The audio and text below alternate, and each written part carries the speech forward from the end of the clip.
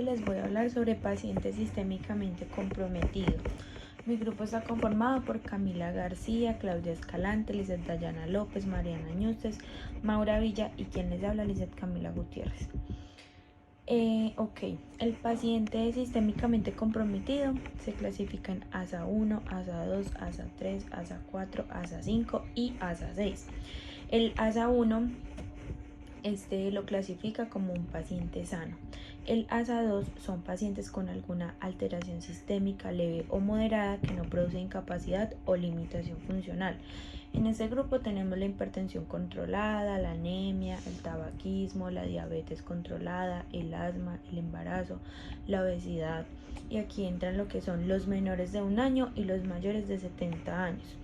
En el grupo de ASA 3, estos son pacientes con alguna alteración sistémica grave que produce limitación funcional definida y en determinado grado. Aquí tenemos los pacientes que sufren de hipertensión arterial no controlada, diabetes no controlados, asma, EPOC, historia de IAM, obesidad mórbida. En los pacientes de ASA 4 tenemos a pacientes con enfermedad sistémica grave e incapacitante, que constituye una amenaza constante para la vida y que no siempre se puede corregir por medio de una cirugía.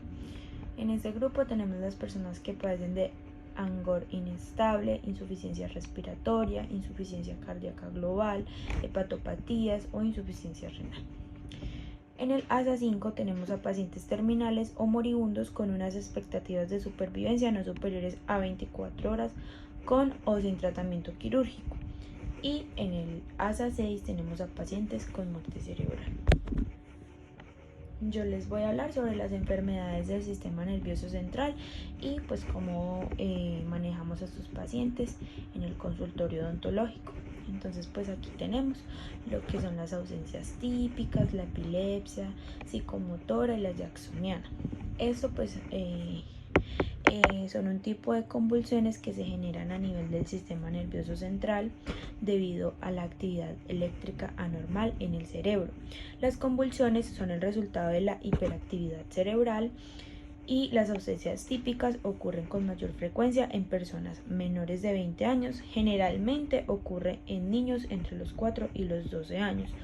Las características que pueden ocurrir en estos casos es pues la pérdida de la conciencia, el paciente pues no va a responder ante ningún estímulo, puede o no haber aura.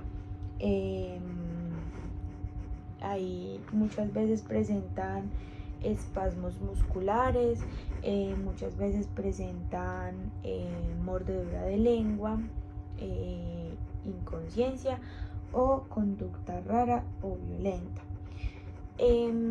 Para evitar una crisis durante el tratamiento odontológico tenemos que tener en cuenta que habrá que realizar una interconsulta con el médico tratante del paciente para conocer su estado actual, si este pues está estable y los fármacos que está tomando.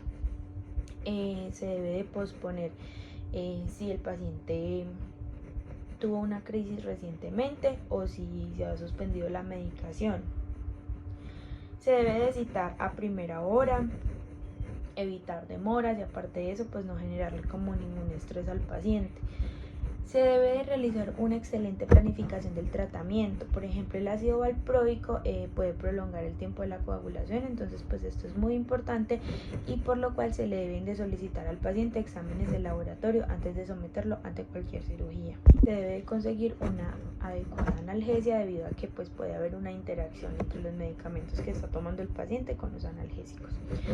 Se debe realizar el uso de ansiolíticos indicados por el médico tratante. En caso de que haya pues alguna emergencia o algún episodio durante la atención odontológica con estos pacientes, se debe retirar los instrumentos o los objetos odontológicos que pues el paciente tenga cerca y con los cuales se pueda hacer daño. Se debe colocar pues preferiblemente en el suelo, de costado, para favorecer como la eliminación de la saliva y pues que este no se broncoaspire.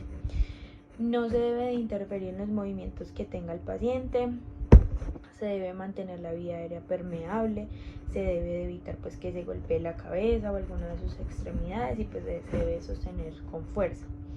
Si se prolonga más de 5 minutos la convulsión o este episodio, se debe de administrar oxígeno con mascarilla.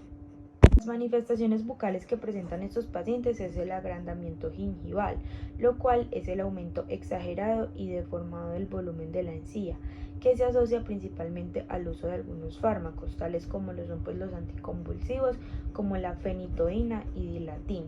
Este agrandamiento va a dificultar la eliminación del biofilm oral, lo que puede llegar a producir gingivitis. En estos pacientes, pues muchas veces si el paciente requiere una prótesis, esta pues se sugiere que sea fija y no removible, debido a que si el paciente presenta algún episodio, alguna convulsión, se la puede tragar. Se debe de evitar en estos pacientes medicamentos como la aspirina o compuestos que contengan ácido acetilsalicílico.